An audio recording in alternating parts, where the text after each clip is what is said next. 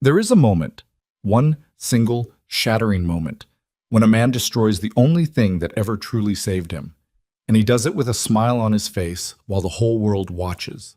Damien Vescari stood before 500 of Chicago's most powerful and most dangerous people, held his wife's hand one last time, and handed her papers that ended everything.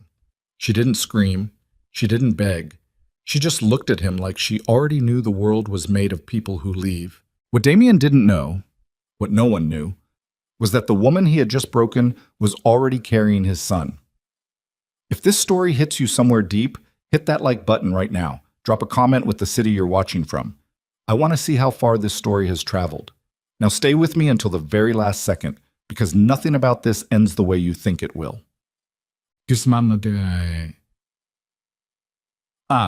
The Mortimer estate sat on the northern edge of Lakeshore Drive like a monument to excess, its iron gates wide open on the night of December 19th, swallowing limousines 3 at a time. Black crystal chandeliers, imported from a Czech manufacturer who had since been quietly bought out and dissolved, hung in cascading tiers above the grand ballroom, throwing cold, fractured light across a crowd that represented everything wrong with American power. Politicians stood beside men who had ordered their opponents silenced. Hedge fund managers laughed with people whose business model was human fear. Everyone dressed beautifully. Everyone smiled with their teeth. Damien Vescari arrived at 9:47, 7 minutes late by design. He was 36 years old, 6 feet 2, and built like a man who had survived things that should have killed him, because he had. The charcoal suit he wore cost more than most people's cars, but it didn't make him look soft. Nothing made Damien look soft. His jaw was sharp enough to cut glass. His eyes were a gray so pale they looked almost colorless in certain light, and the scar that curved below his left ear, thin, deliberate, the work of a blade rather than an accident, was the only thing he never tried to hide. It was the one true piece of autobiography visible on his body. Serena walked beside him. She wore midnight blue, a gown that skimmed her shoulders and pooled slightly at the floor, and she moved through the crowd the way she always moved, with a composure so complete it looked effortless, which meant no one ever understood how hard she worked to maintain it. She was 33. She had dark hair pinned low at the nape of her neck, warm brown skin that caught the chandelier light and held it, and a mouth that had learned over 5 years of marriage to Damien Vescari to say almost nothing in public. She had learned which smiles to perform. She had learned which rooms to disappear from before the conversations turned. She had learned, slowly and at great cost, that being Damien's wife meant existing in a constant state of beautiful, careful silence. What she had not learned, what she could not have known, was that tonight was the last night she would be his wife at all. Damien kept his hand at the small of her back as they moved through the room. His touch was light, controlled. Serena felt it as a kind of pressure that had nothing to do with affection, the pressure of a man performing a role with tremendous precision. She had felt that particular quality in his hands before, usually in the hours before something bad happened. "You're tense," she said quietly, her lips barely moving. "I'm always tense," he said. "You're more tense than usual." He didn't answer.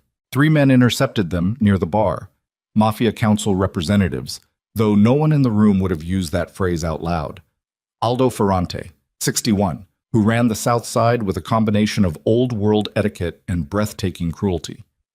Marcus Benedetti, 54, whose import business was as legitimate as the council chose to make it on any given week.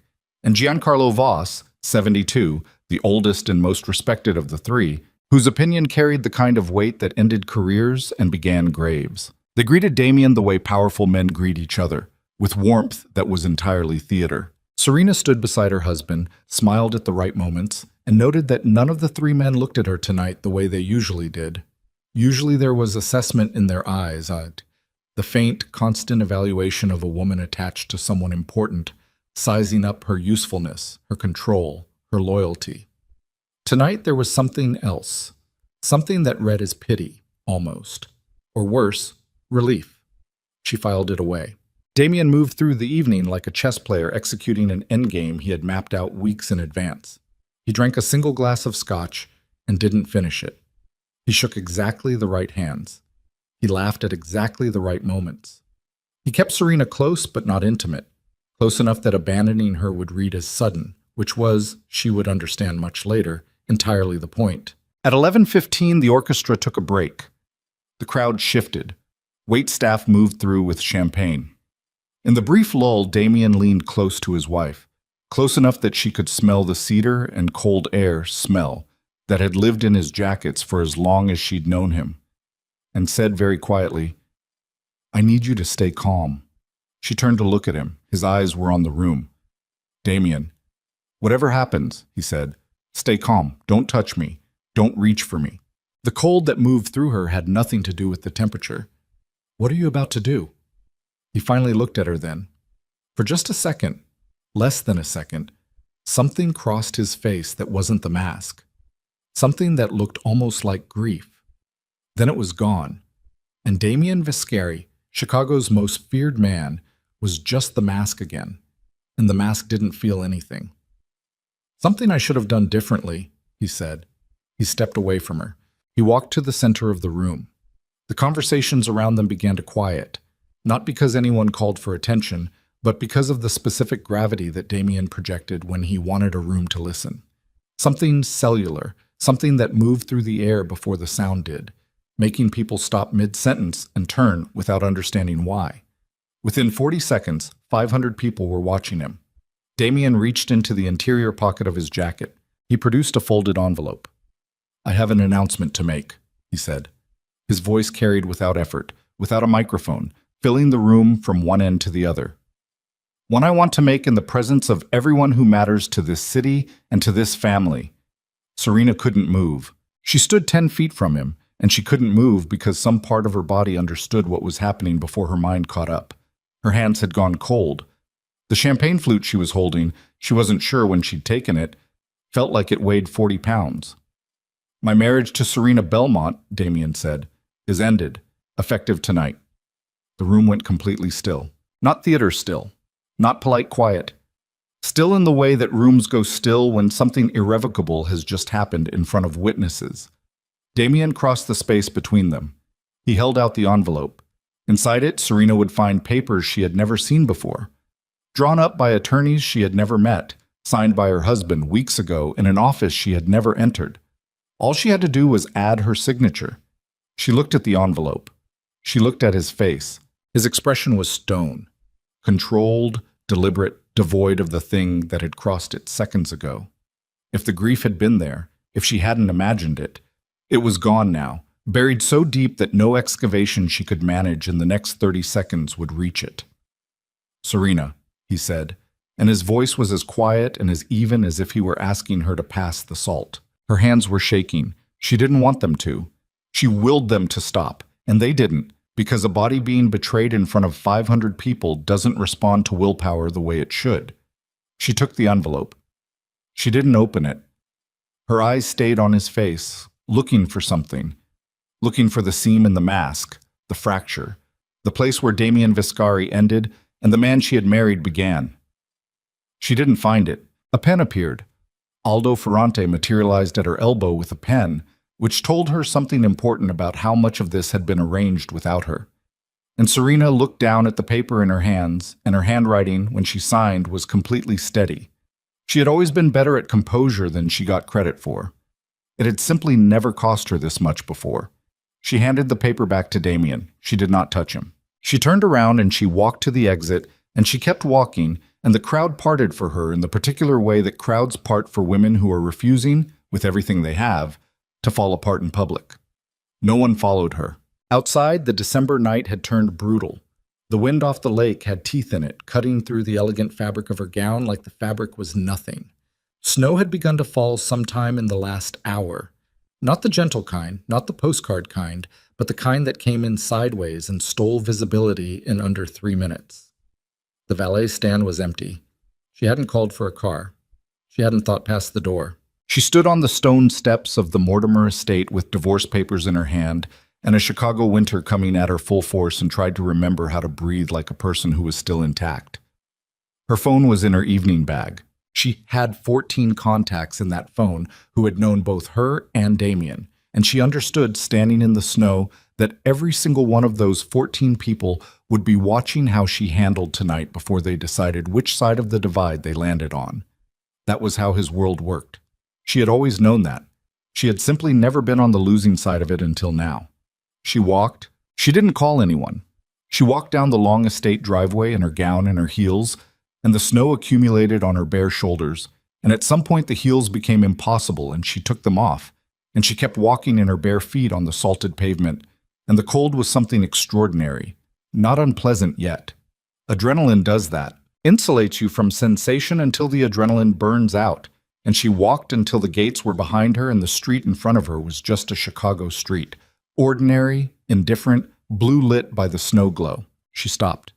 She was going to be sick. She made it to a planter box at the edge of the sidewalk before her stomach rebelled, and she stood there for a while, hands braced on cold stone, and the heaving was quiet and undignified and entirely real. And when it was done, she was just cold and gutted and alone on a street that didn't know her name. The black SUVs were there when she looked up. Two of them parked at angles across the street, engines running, lights off. Dark windows. She couldn't see who was inside. They weren't moving. They were just watching. And the specific patient quality of their stillness was something she recognized. That was surveillance stillness. That was the stillness of people who had been watching for a while and intended to keep watching. She straightened up. She walked. She made it 4 more blocks before her legs stopped working. It happened fast. Not a dramatic collapse, not a movie fall, just a sudden loss of reliable function in her knees that put her on the sidewalk before she had time to process it. She sat on the cold concrete in her ruined gown and her bare feet and looked at the sky, which was the particular orange-gray of a city snowstorm at midnight. And she thought, with a clarity that surprised her, that something was wrong. Not just the emotional wreckage kind of wrong, something physical. The dizziness had started inside. She'd attributed it to shock, to the champagne she'd barely drunk, to the specific gravitational disturbance of having your marriage ended publicly in front of Chicago's underworld. But this was different. Her hands were shaking, but not from cold. Her vision had developed a shimmering, unreliable quality at the edges. A passing cab stopped. The driver, a heavy-set man in his 50s who would have preferred not to be involved in whatever was happening, but had a conscience that wouldn't let him keep driving, opened his door and said, "You need a hospital, lady?" "No," she said. "You sure? Because you look like a clinic," she said. "Something open." He took her to a 24-hour urgent care on Michigan Avenue that smelled of antiseptic and recycled air, where a nurse named Patricia put her in a curtained bay and took her vitals and asked all the standard questions with the brisk efficiency of someone working her 3rd consecutive overnight shift. Serena answered everything. At some point, Patricia came back and sat down on the rolling stool across from her, and her expression had shifted, not alarmed, but careful in a way that hadn't been there before. "Mrs. I'm sorry, you said Belmont?" "Yes." "Have you been experiencing any nausea, fatigue, dizziness beyond tonight?" Serena thought about the past 3 weeks, the mornings she'd written off as stress, the smells that had bothered her when they never had before, the exhaustion that had settled into her bones at 7 in the evening and refused to lift. "Yes," she said slowly. Patricia looked at her with the specific gentleness of someone about to deliver news that will restructure everything. "Miss Belmont," she said, "your blood work and the test we ran, you're pregnant, about 8 weeks." The clinic bay was very quiet. Outside, through the partition, she could hear someone's TV playing a late-night talk show, the flat artificial laughter of a studio audience. She could hear the ventilation system. She could hear her own heartbeat, which had gone strange and loud. 8 weeks. 8 weeks meant she had been pregnant before tonight. 8 weeks meant she had been pregnant before the divorce papers, before the ballroom, before Damien's stone face, and Aldo Ferrante's pen and the snow that had swallowed her gown. 8 weeks meant the night he had stood in front of 500 witnesses and ended their marriage. His child had already been growing inside her, and he hadn't known, and she hadn't known. And now she was alone in a clinic on Michigan Avenue at 1:30 in the morning, with this knowledge sitting in her hands like something that could detonate. She thought very clearly, very precisely, about what this information meant.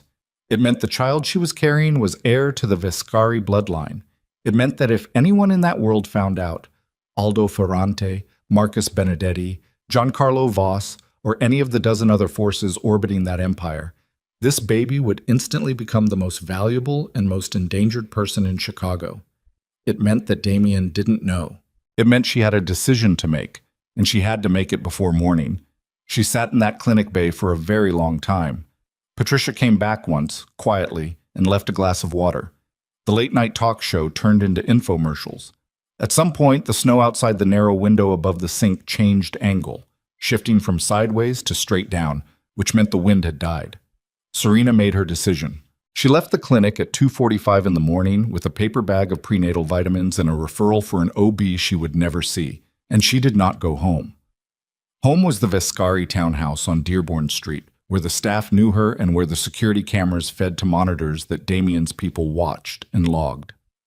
Home was a place she no longer had claim to, technically, and more importantly, home was the first place anyone would look for the ex-wife who had just become inconvenient. She took a cab to a hotel she paid for in cash. She kept emergency cash in her evening bag, had always kept it there, a habit from before Damien that she'd never been able to shake, and tonight that habit had become survival. She sat on the bed in room 412 of a mid-tier hotel off Wacker Drive, still in her gown, and she looked at her phone and didn't call anyone. She thought about Damien's voice. Stay calm. Whatever happens, stay calm. He had known. He had known something was coming, and he had warned her in the most limited way possible, in the least informative way possible, in a way that gave her almost nothing to work with. What had he known? What had tonight been designed to accomplish? The why of it was a room she kept walking toward and kept finding the door locked. She thought about the black SUVs. She thought about this way Aldo Ferrante had materialized beside her with a pen, prepared, ready. His presence at her elbow had not been improvised. That had been placement, deliberate, rehearsed. She thought about the look on Giancarlo Voss's face when she and Damien had arrived. The pity, the relief. What did an old man with Voss's history feel relieved about? She didn't have enough pieces. She needed more pieces, and she wasn't going to get them tonight. And staying still was the most dangerous thing she could do. By 4 in the morning, Serena Belmont had booked a bus ticket under a name that was not her own. She had a second ID, had maintained it quietly for 3 years. The kind of private insurance that women in dangerous proximity to powerful men sometimes acquired. And had spent an hour researching towns along the Lake Michigan coast that were large enough to disappear in, but small enough that strangers didn't collect. She chose Hartwell Point, a town of 12,000 on the southwestern shore, 40 miles from the nearest major highway, with a harbor district and a seasonal population that meant a new face in February wouldn't raise flags. She left the hotel at 5:15.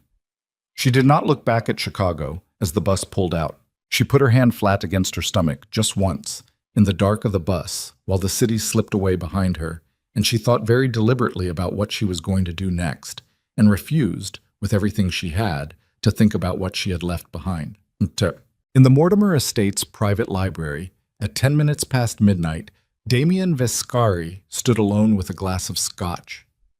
He wasn't drinking, and the specific quality of quiet that comes after a room full of people has finally absorbed a shock and resumed its noise.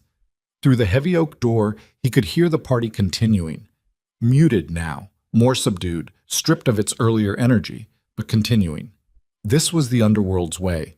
Events were processed and incorporated with a speed that would have seemed inhuman to outsiders, but was simply the cost of living in proximity to violence. You learned to metabolize disruption quickly, or you didn't survive long enough to learn anything else. He had watched Serena walk out. He had watched her back, her shoulders, the rigid precision of her posture that he knew in a way that went below thought, was the architecture of a person refusing to break.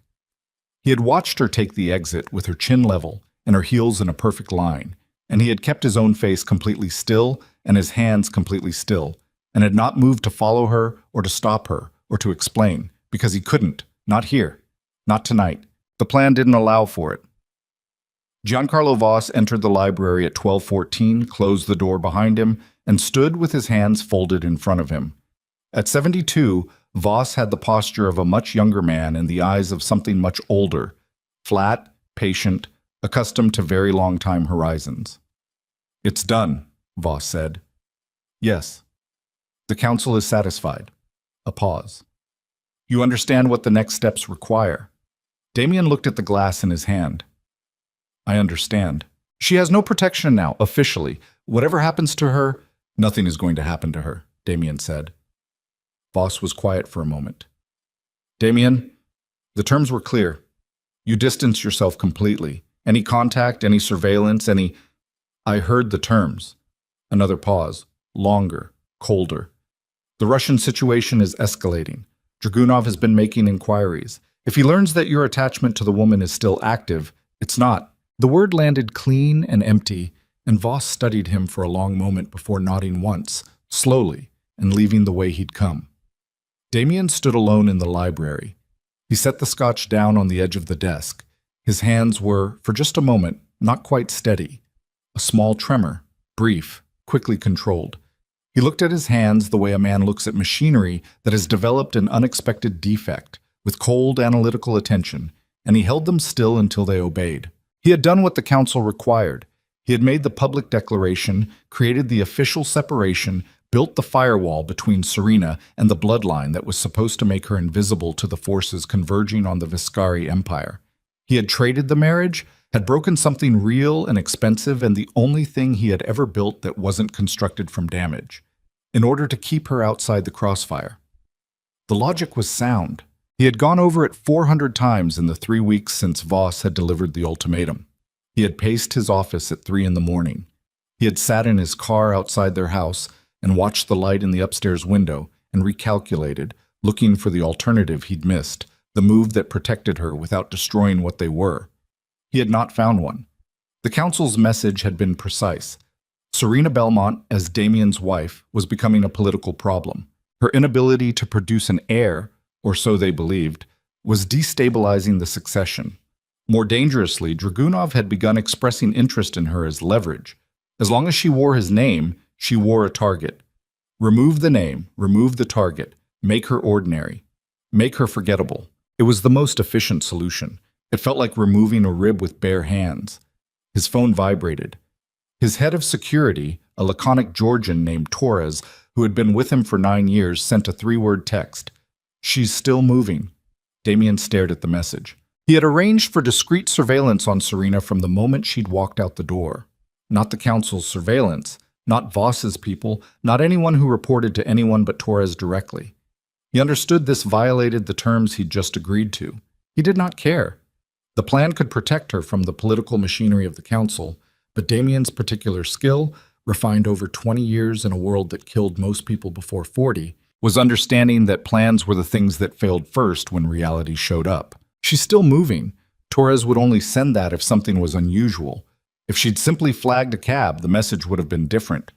Location, he typed back. A pause. Then, urgent care. Michigan Avenue.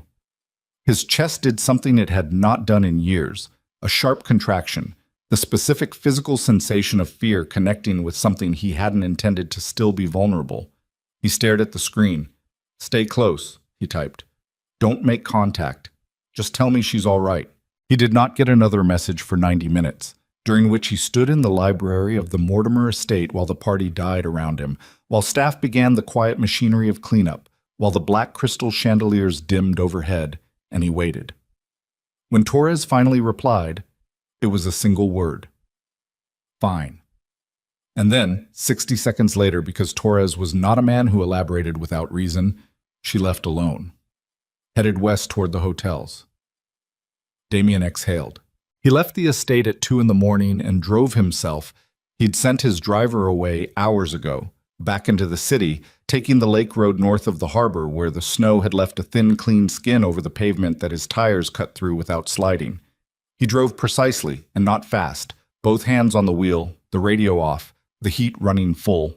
Chicago went by in its winter quiet, the streetlights creating yellow halos in the precipitation, the roads mostly empty at this hour of deep December. He drove to his office, not the legitimate real estate office on Walker, but the other one, the floor he occupied alone in a building he owned outright in the South Loop, and he sat at his desk for a long time with his laptop open and the specific intelligence files that had been arriving for the past month spread across the screen.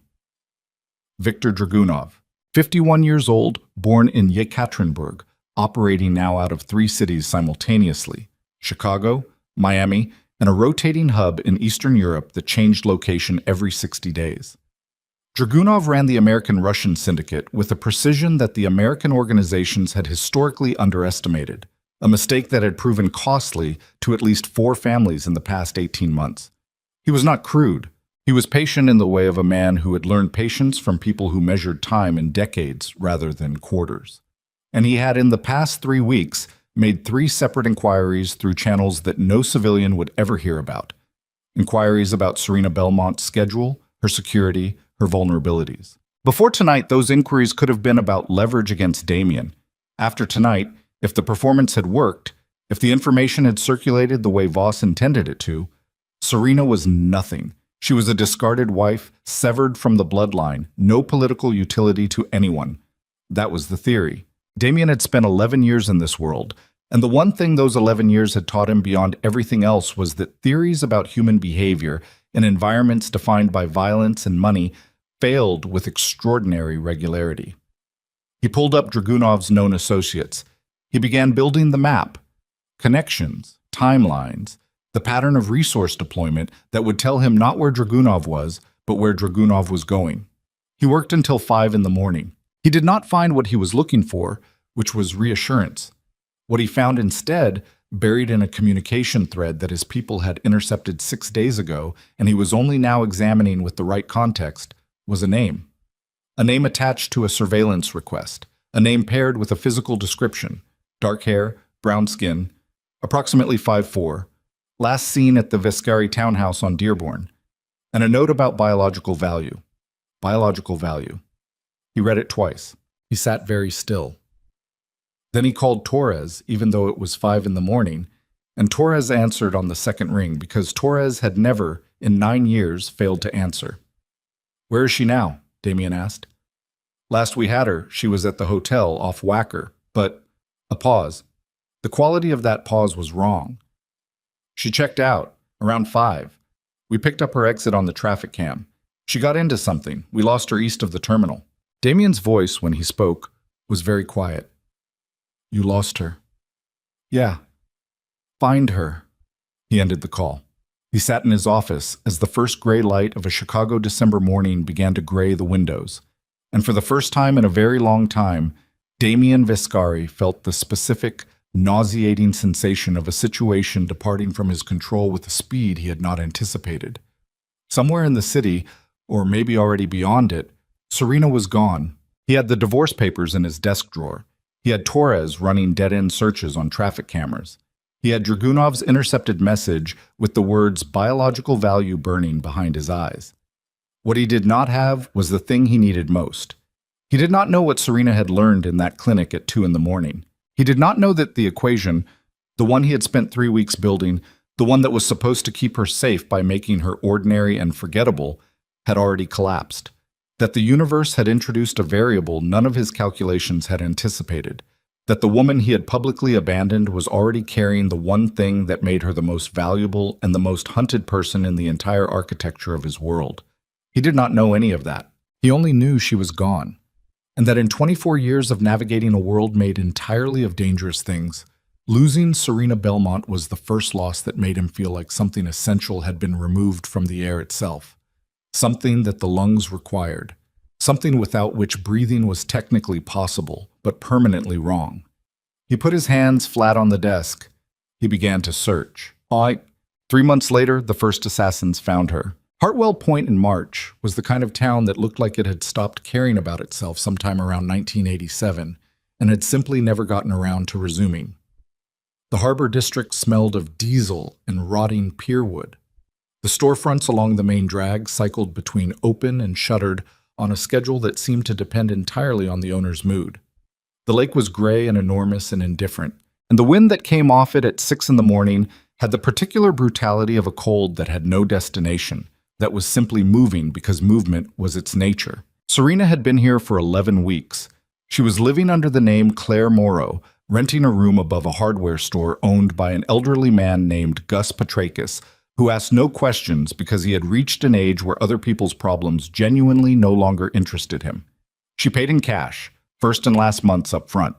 She kept the room clean and her hours unremarkable, and her face out of the places where faces got remembered. She had found work at a small harborside diner called the Anchor, doing breakfast and lunch service 4 days a week. The owner, a 40-something woman named Deb Callis, with forearms like a laborer and a laugh that arrived without warning, had hired her without running a background check because Serena had shown up on a Tuesday morning when Deb was short 2 staff members and drowning in a boat crew's order for 16 breakfast plates. "Can you carry 4 at once?" Deb had asked.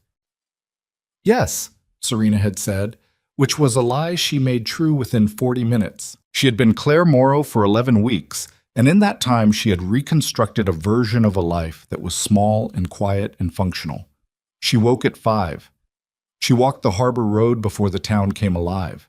She worked the breakfast shift. She came home. She ate. She slept 8 hours because the baby required it, and she had decided that the baby's requirements were the organizing principle around which everything else would be arranged. She was 5 months pregnant. She was not thinking about Damien. This was not true. But she had decided to treat it as true because the alternative, genuinely processing what Damien Viscari's face had looked like in the seconds before he had destroyed their marriage, was a room she could not afford to enter while also maintaining the daily functioning that kept her and her child alive. She kept the prenatal appointments at a clinic in a town 20 miles north, where she was just another name on a waiting list.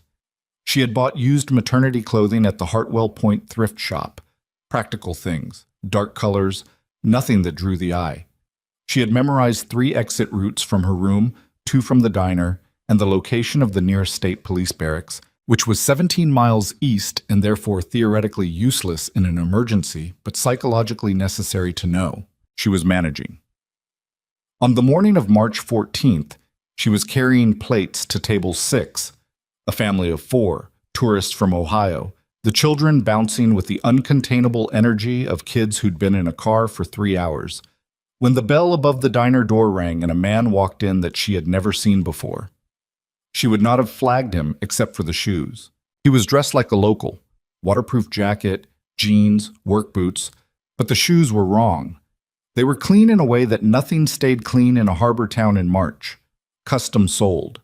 The kind of thing worn by a man whose usual wardrobe cost several $1,000s a day and who had dressed down for an occasion without fully understanding what dressing down required. She set the plates. She did not look at him directly again.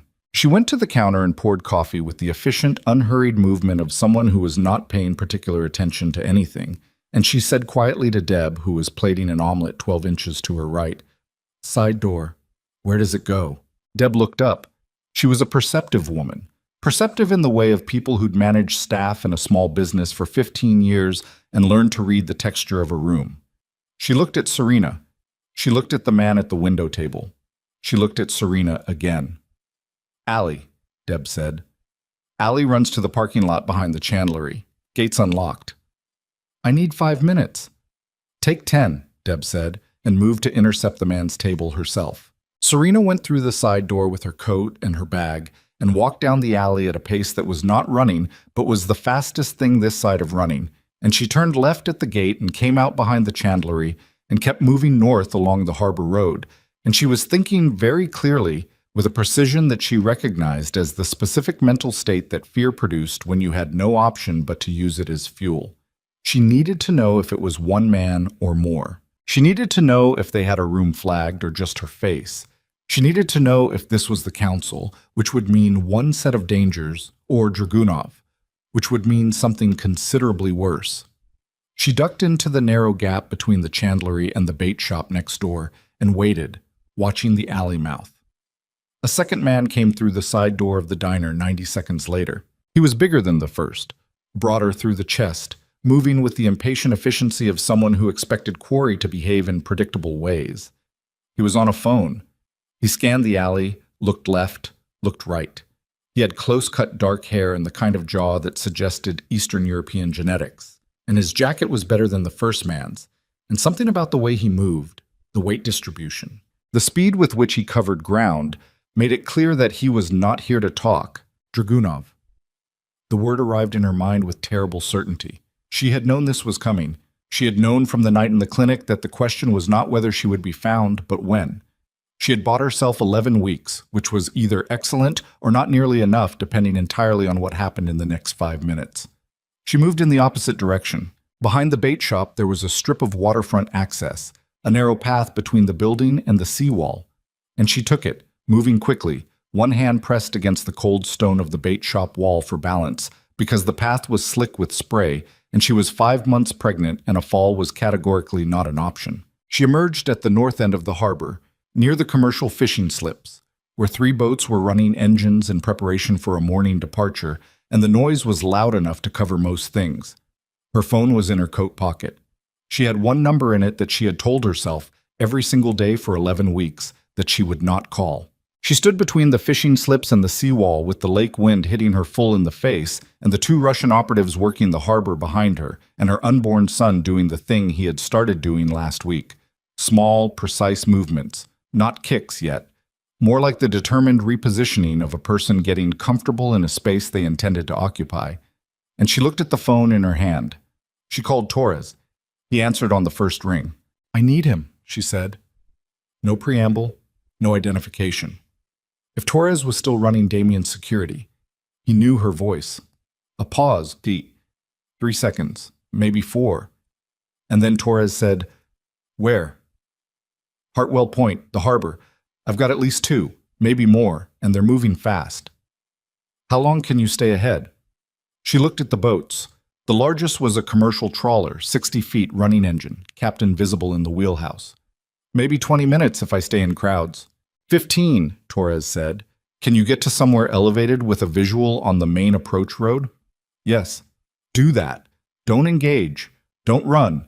Walking pace, running flags, motion detectors if they've got support surveillance." Torres. "Yeah." "Is he coming himself?"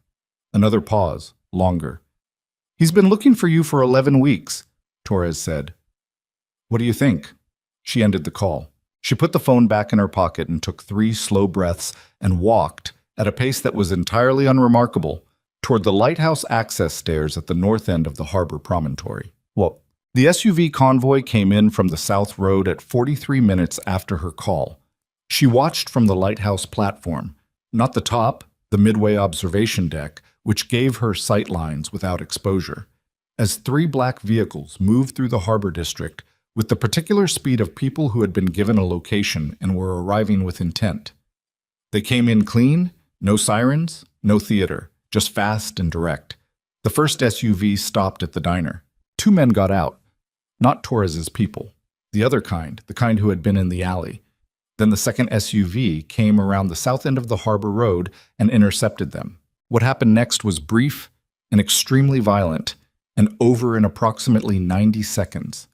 And Serena watched it from the lighthouse deck with her hands gripped around the iron railing and her face completely still, and something cold and flat sitting behind her sternum that she recognized as the particular emotional state of a person watching a world they had escaped come back to collect them. The third SUV pulled up to the lighthouse access and Torres got out. He was a compact, dark-haired man in his mid-40s who moved like a closed door. Dense, impenetrable, no wasted motion. He looked up at the observation deck, located her, and said nothing. He just held the door. She came down. He handed her into the SUV without commentary, which was Torres's natural mode, and the vehicle moved before she'd fully settled into the seat, pulling south with quiet precision. Damien was in the back. She had prepared for this. She had spent the last 40 minutes, in the intervals between fear and calculation, constructing the version of herself that could sit across from Damien Vescari without the 11 weeks in the clinic and the weight of everything dissolving her composure entirely. The construction held for approximately 4 seconds after she saw his face. He looked terrible, not physically. He was the same architecture she had always known, the same carved jaw and pale gray eyes and posture that refused casualness. But there was something underneath it that hadn't been there before, or that had been there and she'd never been allowed to see it. Something worn. Something that had been running on a deficit for a long time and was no longer able to fully conceal the debt. He looked at her stomach. The silence lasted long enough to be its own conversation. 11 weeks, he said finally. His voice was very even. "Yes. You knew that night." "Yes." He looked away from her, out the window, at the harbor slipping past. His jaw was tight. His hands, she noticed, were on his knees, perfectly still. The specific stillness of a man applying considerable force to the task of not moving. "You should have called me," he said. The thing behind her sternum shifted, the cold, flat thing, and became something with considerably more temperature and considerably sharper edges. "You divorced me in front of 500 people," she said. "You handed me papers. You didn't even look at me." "I looked at you. For 1 second, before you put the mask back on." "Serena, no." Her voice was quiet, not raised. Quiet in the way that things go quiet when they've passed the point of needing volume to carry weight. "You don't get to say my name like that and then explain to me why I should have trusted you. You had 3 weeks, Damien. 3 weeks where you knew something was coming and you chose to tell me nothing. You could have said anything. You could have said, be ready to run. You could have said, this is going to hurt, but it's not real. You said nothing. And then you humiliated me in front of your entire world and sent me out into a snowstorm without a car and without information and without—" She stopped. She pressed her lips together and looked at the ceiling of the SUV and took one breath, controlled, and brought herself back. "I'm not doing this here," she said. "Where are we doing it?" "Somewhere that isn't moving, somewhere I can leave if I need to." He nodded. One short movement. He picked up his phone and told Torres something she couldn't hear, and the convoy changed direction, heading west now, away from the lake. "Who were they?" she asked after a moment. "Dragunovs, second-tier operatives, the kind he sends for information gathering, not termination. They were here to confirm your location, not to move on you yet." "Yet." "He knows you're carrying my son." The sentence sat between them with a weight that was almost physical. "How?" she asked. "The clinic. Chicago. Someone on the overnight staff sold information. We don't know to whom, but the chain leads back to Dragunov's network. He bought it within 48 hours of your visit." 48 hours. She had been running from something that was already behind her before she'd even gotten on the bus. "Why does he care?" she said, though she already knew. She needed to hear Damien say it. Because a Viscari heir gives him leverage over the bloodline, over the council, over the succession. A child changes the mathematics of every power negotiation in the next 20 years. He paused. He's not the only one who knows. She looked at him. "Voss," Damien said, "we believe the council learned approximately 3 weeks ago. They've been managing their response." "Managing how?" "I don't know yet. The admission seemed to cost him something. That's the problem." She absorbed this. The SUV was moving through flat march countryside now, the lake invisible behind them, the road straight and gray. Torres was in the front, utterly silent, existing in the particular professional way of a man paid to be present and invisible simultaneously. "Where are you taking me?" she asked. "Safe house, mountain property, 90 miles northwest. It's not on any record connected to my name. It's fortified. I've had 6 people there for 2 weeks." 2 weeks? She turned to look at him directly. "You've been preparing this for 2 weeks, and you didn't—" "I didn't know where you were," he said, "until you called Torres." The stillness that followed this had different quality than the earlier silences. It was the stillness of 2 people processing the specific irony of a situation in which everything had gone wrong in ways that were individually understandable and collectively catastrophic. "I almost didn't call," she said. "I know.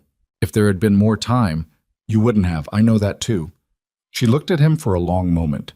There was something she needed to ask him, and she had been not asking it for 11 weeks with the determined efficiency of a person who understands that some questions are doors, and some doors, once opened, cannot be closed. "Why?" she said. He didn't answer immediately. "The real reason," she said, "not the official version, not the version Voss authorized. Why?" Outside, the flat countryside was giving way to low hills, the road beginning to curve. The sky had that particular March weight to it, low and dense, the kind of sky that suggested snow before nightfall. Damien looked at his hands. "The council gave me a choice," he said. 6 weeks before the night of the Mortimer party. They presented 2 options. Option 1, you stay as my wife, You're formally integrated into the bloodline succession structure, which means council oversight, council access, council protection, which means you become a political instrument for the rest of your life, accessible to anyone with enough influence over me. Option 2. Public dissolution of the marriage. You become private, ordinary, unreachable. He stopped. And you chose option 2 without telling me, she said. Yes. Without asking me. Yes. Because you decided for me. He said nothing. You decided, she said, her voice still quiet, still controlled, that I didn't get to choose between those things. You made that calculation by yourself, and you executed it, and you... She stopped again, breathed. Damien, I am not a problem you get to solve by yourself. I'm a person. I was your wife, and you... I know.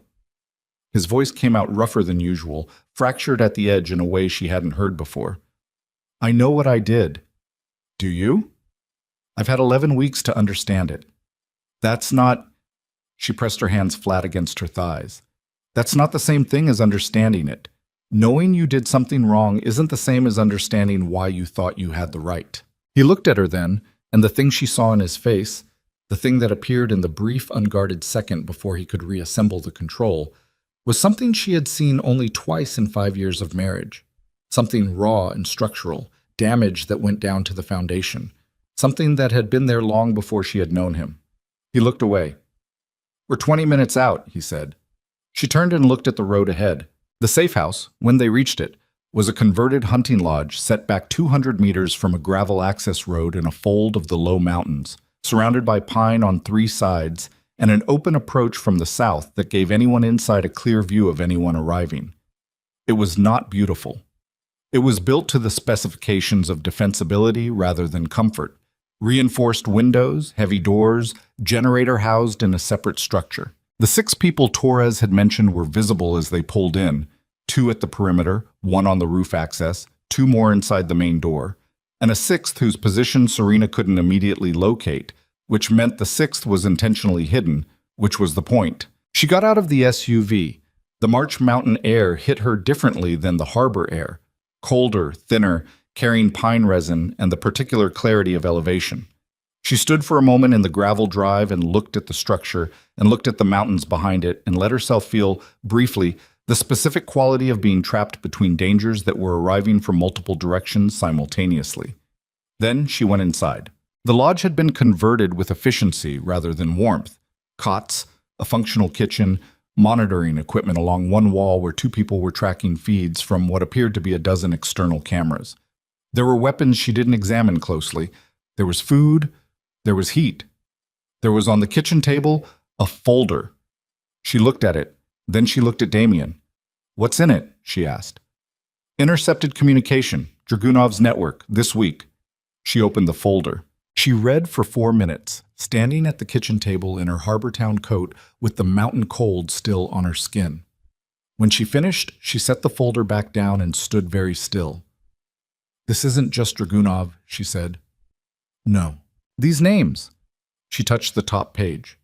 2 names, circled, connected by a handwritten line to a name she recognized. Recognized because she had sat across from him at a dinner table 4 times and shaken his hand at the Mortimer estate and watched him hand her a pen in the worst moment of her life. This is Ferrante. Yes. Aldo Ferrante is communicating with Dragunov. For approximately 18 months, she looked up.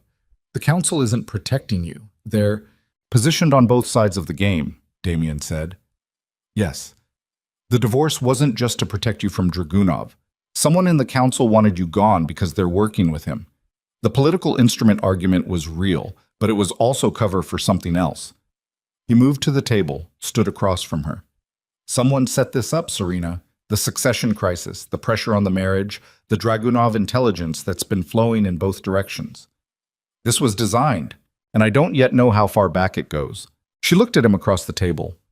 Outside, the wind had picked up, moving through the pine in the particular sound that high-elevation trees make when the weather is preparing to change, a low-layered rushing, almost like water.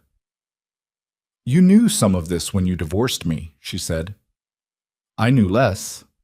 But yes, some. And you still chose to handle it alone. He didn't answer. She closed the folder. She was very tired. The kind of tired that went below sleep. The structural tiredness of a person who has been operating on alert for 11 weeks without the option of genuine rest. Her back ached with the particular insistence of a body in the 5th month of pregnancy that had been standing in a cold-moving vehicle for 2 hours. She wanted to sit down. She wanted to sit down and not think about Aldo Ferrante and Viktor Dragunov and the architecture of conspiracy for 10 consecutive minutes. She also knew she wasn't going to get that. "What happens next?" she asked. Damien opened his mouth to answer. Torres appeared in the doorway. His face was the same as always, dense, unreadable. But his body language had changed in the specific way of a man delivering information he wishes he didn't have. "We have a problem," Torres said. Damien turned.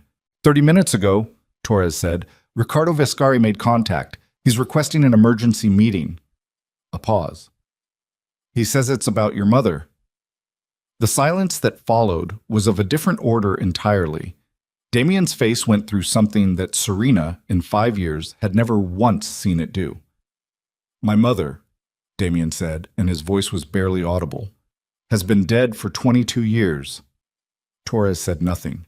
And in the silence that stretched between those words and whatever came next, Serena watched Damien Viscari's carefully maintained architecture begin to crack from somewhere far deeper than anything she or Dragunov or the council had yet. The lodge went quiet in the way that rooms go quiet when something has just rearranged itself at a fundamental level. Not surface quiet, not the absence of noise, but the specific silence of people recalibrating around a fact that has no clean place to land. Damien stood at the kitchen table with his hands flat on the surface and his eyes on Torres, and he said nothing for a long moment. The generator hummed in its separate structure outside. One of the monitors along the wall cycled through its camera feeds with quiet mechanical indifference. Serena stood across from him, and she watched the thing that was happening in his face, or rather, the thing that was not happening, the extraordinary effort of a man holding himself completely still over a void that had just opened beneath him. "Say that again," Damien said. "Ricardo Vescari made contact 30 minutes ago," Torres said. "He's requesting a meeting. In person. He says—" Torres paused, and Torres did not pause. Torres was a man who delivered information the way other men drove on a highway, without stopping, without hesitation. The pause was its own communication. "He says your mother is alive, that she wants to see you." The silence that followed was of a different order than the one before it. Damien's jaw moved. Just slightly. A small, involuntary shift. The kind of micro-expression that only appeared when the conscious control had been hit from a direction it wasn't guarding. His hands were still flat on the table. His eyes dropped to the surface of the folder for 1 second, just one, and then came back up. "My mother," he said, "was killed in a car accident on the 14th of February, 22 years ago. I identified her body." Each sentence came out with the deliberate spacing of a man building a wall as fast as he could speak. "I was 14 years old. I stood in a hospital corridor in the middle of the night, and I identified her body, and I watched them close the drawer." Torres said nothing. "So whatever Ricardo is selling," Damien said, and his voice had gone somewhere cold and flat and beyond anger, "I'm not buying it." "He sent proof," Torres said. He crossed to the monitoring station and pulled up a file on the secondary screen. Not the camera feeds, a separate window. A photograph. Digital, high resolution, time-stamped 4 days ago. Damien looked at it. Serena from across the table could not see the image clearly. What she could see was what happened to Damien when he saw it. The specific, uncontrolled response of a body receiving information the mind has no framework to process. His shoulders dropped a fraction of an inch, the tension in them releasing involuntarily, and then they came back up harder than before, and his breathing changed, the rhythm of it shifting to something shallower and faster before he regulated it. He looked at the photograph for 9 seconds. "When did he make contact?" Damien said. 34 minutes ago. Encrypted line. He's waiting for a response." "Location?" He offered 3 options, all within 4 hours of here. He says she'll be at whichever one we choose. His way of demonstrating he's not trying to dictate the ground. "It's a trap," Serena said. Both men looked at her. She hadn't intended to say it out loud. It had been a thought, a clear and practical thought, and her mouth had produced it before she'd decided to share it. She didn't apologize for it. "It's a trap," she said again, more deliberately. "Ricardo Viscari is your father's brother. He's been inside the council structure for 30 years. He has every reason to want you destabilized and no history of acting out of loyalty. Whatever that photograph shows, whatever he's claiming, the timing is not coincidental. Dragunov's people were in Hartwell Point this morning. Now Ricardo surfaces with something that hits you at a level nothing else can reach. That is not coincidence. That is sequencing. Damien looked at her for a moment. "She's right," Torres said. "I know she's right," Damien said. "So we don't respond." "We respond." He straightened up from the table. "We choose the location, and we go in with full preparation, and we find out what Ricardo actually knows." He looked at Torres. "And we find out who else he's talking to." Torres nodded and moved to make the call. Serena watched Damien, and Damien was looking at the photograph still on the screen, or he had been, and now he was looking at the wall behind it, at nothing, at the specific middle distance that people look at when they are processing something that has no clean resolution. "How old were you?" she asked. He looked at her. "When she died. When you thought she died. How old?" 14. "And Ricardo was there." "Ricardo delivered the news. He came to the house. He drove me to the hospital." He stopped. Something moved across his face. Not grief exactly, or not only grief. Something older and more structural. "He held my shoulder when they showed me." The room held that for a moment. "Damien," she said carefully, "don't. I'm not doing anything except, I know what you're doing. I can handle this." "I know you can handle it," she said. "That's not what I'm asking. I'm asking whether you should." He looked at her with the gray eyes that gave nothing away, and she looked back with the brown eyes that had learned, over 5 years, to give nothing away either, and between them was the specific charged territory of two people who had hurt each other badly, and were now, through no design of either one, standing on the same side of something much larger than themselves. "We go tonight," he said. They chose a location 60 miles northwest, a decommissioned railway maintenance building outside a town called Garve, which had a single access road, open ground on 3 sides, and the 4th side backed against a rock face that eliminated one approach vector entirely. Torres went ahead with 2 vehicles and 4 people.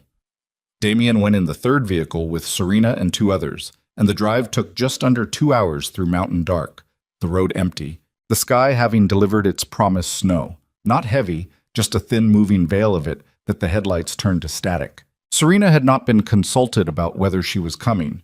She had also not been told she wasn't coming, and she had gotten in the vehicle, and no one had said anything, and she had understood this as the closest thing to acknowledgement that the situation was going to offer. She sat in the back beside Damien, and they didn't speak for the first 40 minutes. "Tell me about her," Serena said. He was quiet long enough that she thought he wasn't going to answer. "She sang when she cooked," he said finally. "Not real singing, just noise, under her breath. She didn't know she was doing it." Another pause. "She was not a person who belonged in the world my father built. She was too open for it. She felt things in a way that was completely visible. You always knew what she was experiencing because her face couldn't lie." He stopped. "She was the only person in my life whose face couldn't lie." Serena thought about that. "And then she was gone," he said. "And Ricardo stepped in. And Ricardo was nothing like her. Ricardo was the version of the Viscari bloodline that I understood. Calculated, patient, built from damage. He finished raising me." He turned to look out the window. "He was good at it. He was good at turning a 14-year-old boy who felt too much into a man who felt the right amount." The right amount. Serena understood, sitting in the dark of that vehicle, something she had been trying to understand for 5 years. The origin of the mask, the mechanism of it, the reason a man could look at his own wife in the worst moment of her life and hold his face completely still. Ricardo Viscari had built that, had deliberately, patiently, over years of access to a grieving child, built the thing that had been protecting Damien from everyone including himself, including her. She said nothing. The maintenance building appeared in the headlights at 11:40. A low, wide structure of old red brick with a rusted metal roof, two vehicle bays with doors that had been left open. The interior dark except for a single work light on a cord near the back wall. Torres was already there. His vehicle was positioned at the south side with lines of sight on both approach angles, and he stood at the near bay door and said nothing as they pulled in, which meant the perimeter was clean. Ricardo Viscari was inside. He was 64 years old, and he had always been a man who looked like less than he was. Medium height, soft through the middle, with the kind of face that read as amiable until you spent enough time near him to understand that the affability was structural, a load-bearing wall of performance that he maintained with such consistent skill it had simply become his face. He was sitting in a folding chair near the work light, his hands visible, his coat open. The posture of a man demonstrating, deliberately, that he understood the situation and wasn't trying to complicate it. He looked at Damien. "You look like her," he said. "More every year." "I've always thought so." "Don't," Damien said. Ricardo spread his hand slightly. "All right. Where is she?" "Safe. A property in Michigan. It's remote, staffed. She's been there for—" He paused, measuring something. "She's been there for 6 years." The number hit Damien physically. Serena watched it land, the same involuntary half-second release in the shoulders, the same rapid regulation. 6 years, Damien repeated. The full relocation happened earlier, but the Michigan property, 6 years. She's been in Michigan for 6 years. His voice was very flat. "And you've known." "Damien, you've known, and you drove me to the hospital when I was 14 years old, and you held my shoulder." He stopped. The flatness in his voice had developed a fracture. Just one, just hairline, but it was there. "You told me she was gone." Ricardo was quiet for a moment. "Your father staged her death," he said. The work light swayed slightly in a draft from the open bay doors. Outside, the snow continued its thin, indifferent fall. "My father," Damien said. "Marco believed she was going to leave. She had been in contact with people outside, people who were not part of the organization. He found out. He gave me a choice. Take care of the problem, or he would." Ricardo's voice was steady, the voice of a man who had rehearsed this for a very long time and had finally arrived at the delivery. "I chose the option that kept her alive. I staged the accident. I relocated her. I maintained the arrangement for 22 years. "You maintained the arrangement," Damien said. "Yes. You maintained it. You chose what to tell me. You chose what to take away from me. You raised me inside a lie that you designed." "I kept her breathing," Ricardo said, and for the first time there was something in his voice that was not steady, something tight and old and defensive. "Your father would have—" "My father is dead," Damien said. "He has been dead for 8 years. She has been in Michigan for 6 years. You maintained the arrangement for 8 years after the man who ordered it stopped existing." Silence. This was the thing that Ricardo could not navigate, the silence that came after that particular sequence of numbers. Not his brother's decision, not his brother's threat, but 8 additional years of choice, 8 years of a man continuing to keep a son from his mother for reasons that were entirely his own. Serena watched Ricardo's face, and in the specific quality of his expression in that silence, not guilt, not shame, but something more calculated than either of those, she understood that Serena's observation in the lodge had been correct and had also been incomplete. This was not just a trap. This was a presentation. Ricardo had delivered this information tonight, in this location, on this timeline, with complete deliberate design. He had chosen the moment. He had chosen the lever. "Why now?" she said. Both men looked at her. "Why tonight?" she said, stepping forward. "You've had this information for 22 years. You've had 8 years of clean opportunity to give it to him. Why now, specifically? Why when Dragunov's people are moving? Why when the council is fracturing?" She looked at Ricardo directly. "What do you need from him that you're buying with this?" Ricardo looked at her with the specific attention of a man revising his estimate of someone upward in real time. "You're smarter than the organization gave you credit for," he said. "Answer the question." He looked back at Damien. "The council is going to move against you. Not eventually, within 72 hours. Voss has been building the structure for months, and Ferrante's alignment with Dragunov completes the capital they need to justify a formal removal. They'll take the empire, and they'll take the succession, and they... He glanced at Serena. They'll remove every complication. Remove, Damien said. Yes. And you're telling me this because I need you mobile. I need you to survive the next 72 hours. Because if the Council and Dragunov complete their consolidation, what I've been building for the past 12 years goes with it, and I have no interest in that outcome. He leaned forward slightly. I am not doing this out of conscience, Damien. I'm doing it because our interests align tonight. I'm aware that is insufficient, but it is what it is. Damien was looking at his uncle with a stillness that was different from the controlled stillness of before. This was the stillness of a man who had arrived at a place past the processing point, past the emotional architecture of it, into something colder and more operational. 12 years, Damien said. You said you've been building something for 12 years. Ricardo hesitated, just slightly. Yes. What? Another hesitation. And in that hesitation, in the 2-second window of Ricardo measuring how much to give, Torres moved. It was fast and it was quiet. Torres's particular gift, and the device he removed from the lining of Ricardo's coat, was small and black and had been active since before they'd entered the building, and Torres held it up so Damien could see it without saying a word. A transmitter. The room changed temperature. Ricardo's eyes moved to the device and then back to Damien's face, and for the first time the amiable architecture of his expression fell entirely away, and what was underneath was not what Serena had expected. It was not guilt. It was not fear exactly. It was the face of a man who had been playing a longer game than any of them, and had simply bet wrong on this particular move.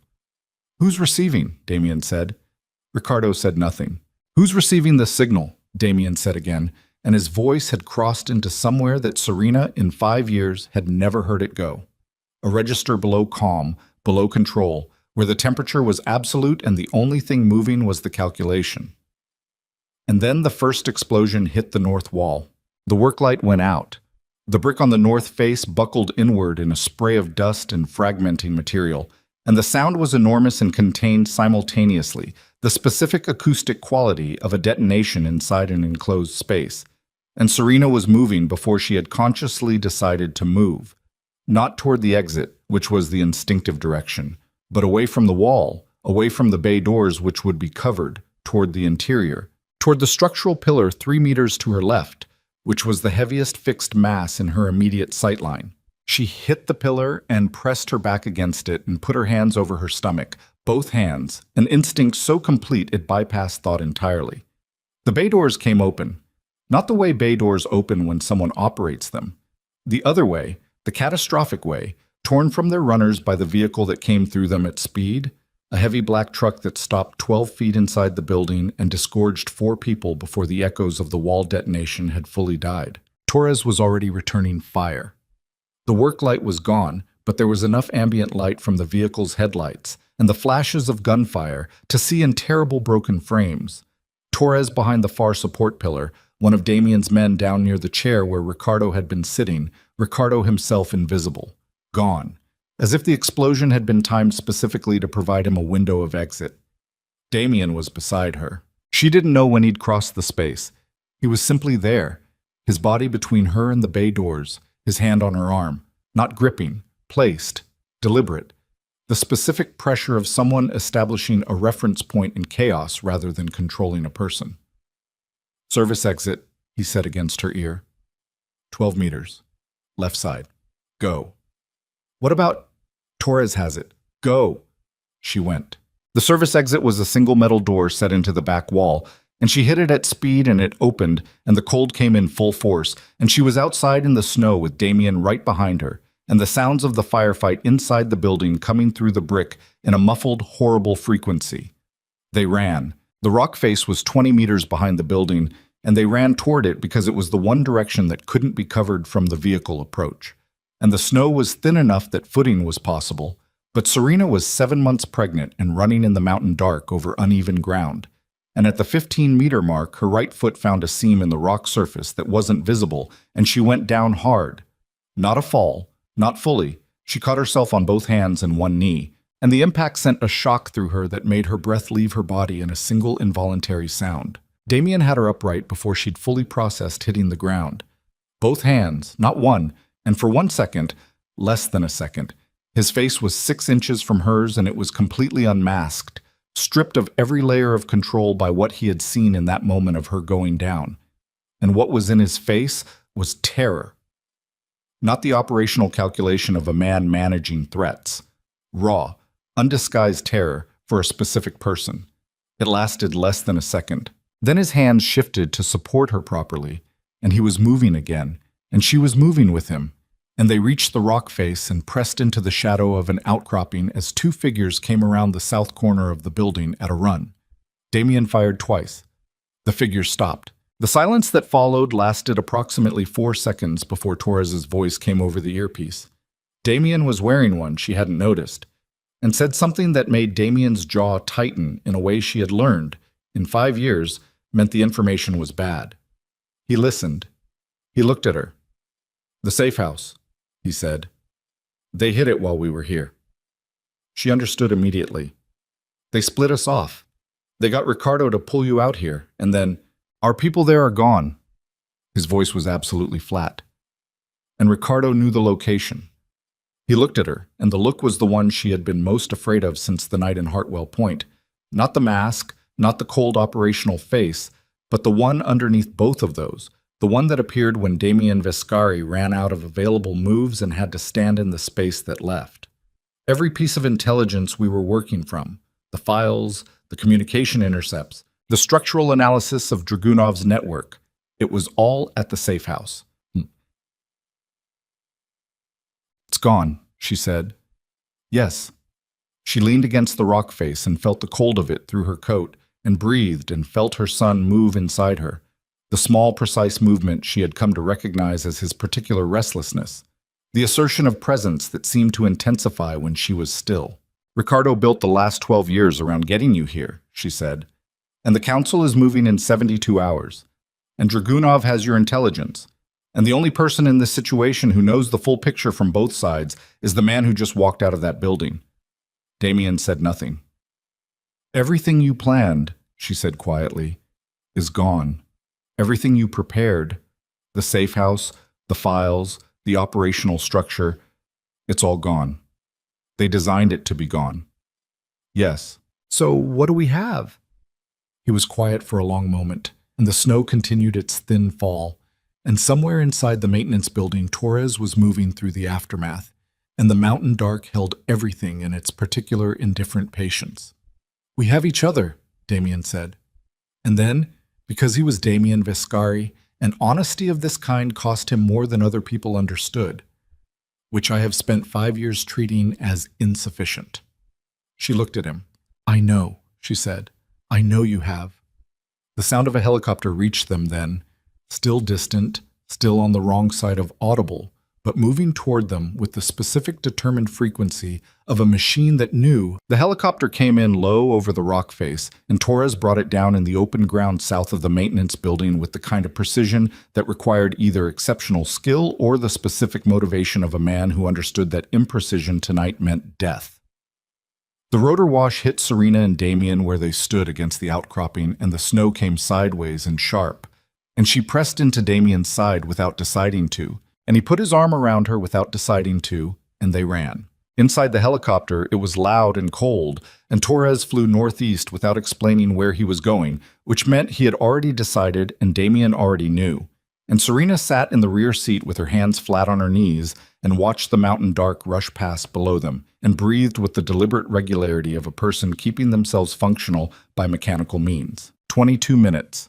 The helicopter set down in a gravel lot behind a truck depot outside a town called Minter Falls, and a vehicle was waiting, one of Torres's alternates, a gray pickup registered to a shell company that had no connection to any name any of them used. They transferred in under 90 seconds, the helicopter lifting immediately. Torres driving. "Where are we going?" Serena asked. "The only place Ricardo doesn't have coordinates for," Damien said. She waited. "My mother's property," he said, "in Michigan." The silence in the truck was the kind that comes after a sentence like that. The silence of a statement that is simultaneously operational and devastating. The silence of a man using the address of his not-dead mother as a tactical resource because it is the only address in his entire world that Riccardo Viscari, who built his entire world, does not have on file. She didn't say anything. Torres drove. They reached the Michigan property at 4:17 in the morning. It was a farmhouse, not large, not fortified, not anything like the infrastructure of the safe house. A two-story white clapboard structure set back from a dirt road behind a windbreak of old elms, with a barn to the east and flat open land in every direction for half a mile. Light in the ground floor windows. Someone awake. Damien got out of his truck and stood in the frozen dirt of the driveway for a moment. Just a moment. Serena watched from the passenger seat as he stood there in the pre-dawn dark with the cold coming off the fields and his hands at his sides, and she watched him perform, consciously, visibly, and with tremendous effort, the act of deciding to walk forward. He walked forward. The door opened before he reached it. The woman in the doorway was 61 years old. She had gray in her hair that had once been dark, and she was smaller than Serena had imagined, compact, quiet in her frame, with the kind of face that had held a long time without hardening, which was its own particular form of survival. She looked at her son in the doorway, and she made a sound that was not a word, something involuntary and structural, something that came from a place that didn't use language. Damien stopped. He stood there and he looked at his mother, at the face he had not seen in 22 years, at the face he had stood beside a hospital drawer to say goodbye to. And everything he had been keeping still since Torres had said the words in the lodge came apart at once, quietly, without performance, the way things come apart when there is finally nowhere left to keep them. He didn't speak. She crossed to him and put her hand on his face, and he closed his eyes, and Serena looked away. She looked at the flat open fields and the dark sky beginning, at its farthest eastern edge, to consider the possibility of morning. She pressed her hands against her stomach. Her son moved. She thought, we are all going to survive this. It was not a feeling, not an instinct, just a decision, deliberate and structural, made in the frozen dark of a Michigan farmyard by a woman who had learned that some things had to be decided before they could become true. Done. Her name was Elena. She made coffee. She moved through the farmhouse kitchen with the quiet efficiency of a woman who had been self-sufficient for a very long time and had made a kind of peace with the dimensions of her life.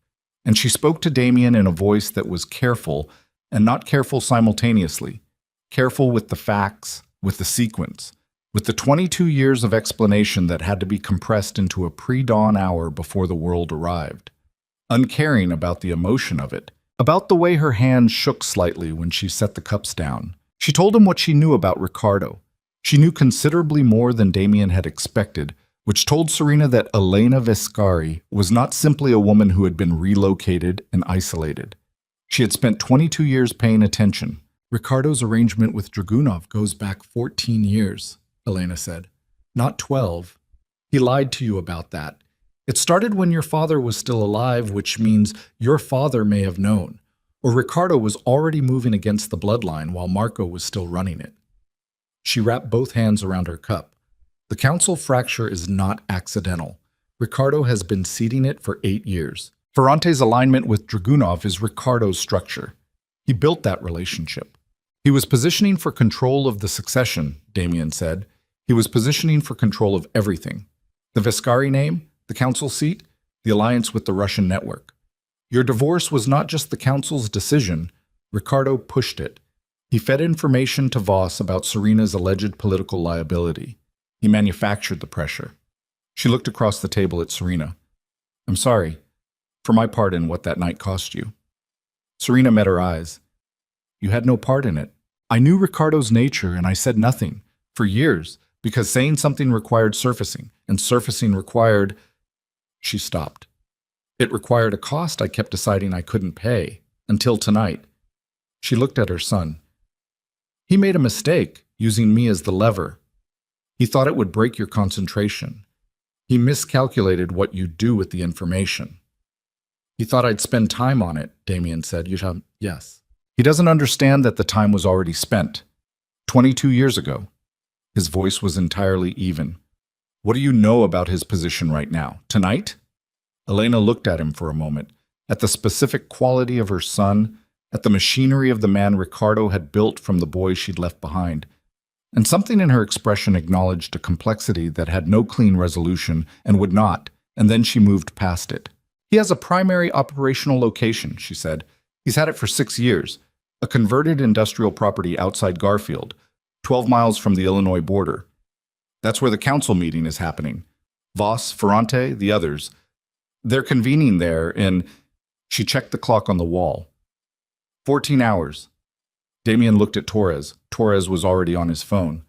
Damien, Serena said. He looked at her. Whatever you're about to plan, she said, I need you to hear something first. He waited.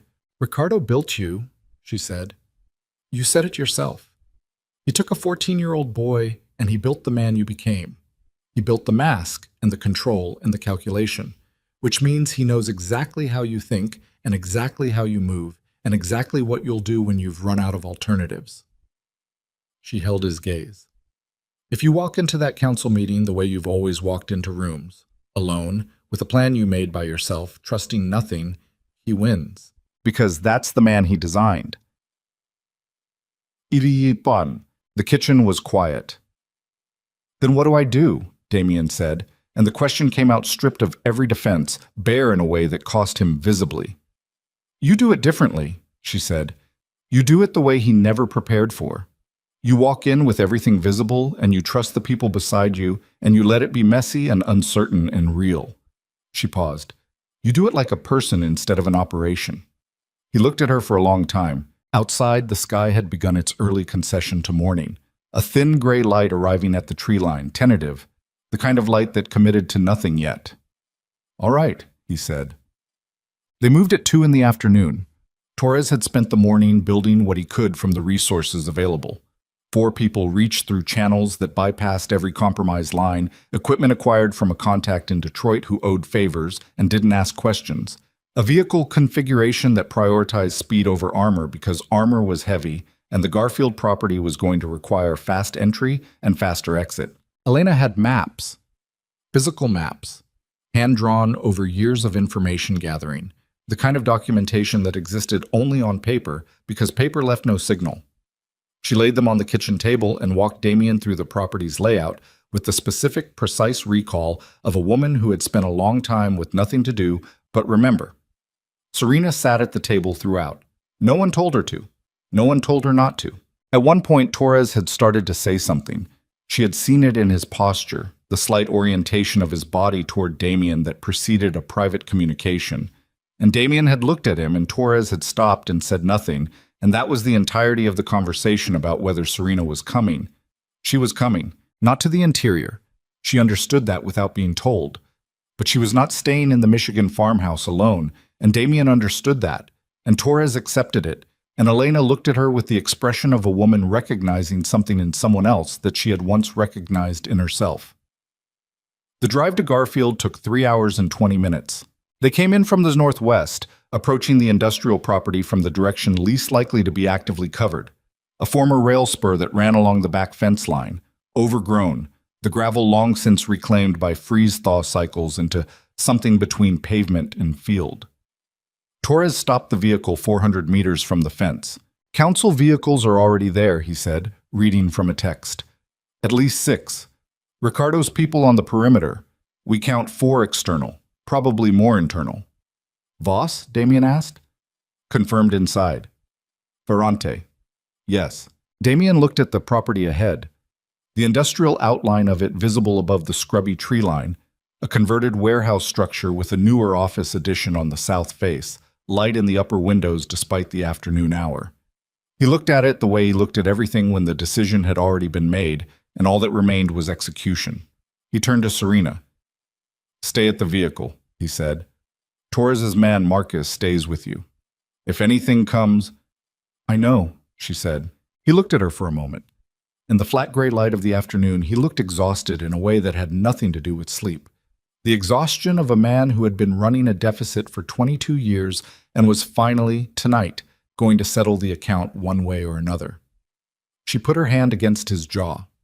It was the first time she had touched him voluntarily since Hartwell Point, He closed his eyes for less than a second, the same involuntary response as his mother's doorway, the same dropping of the last guard, and then opened them.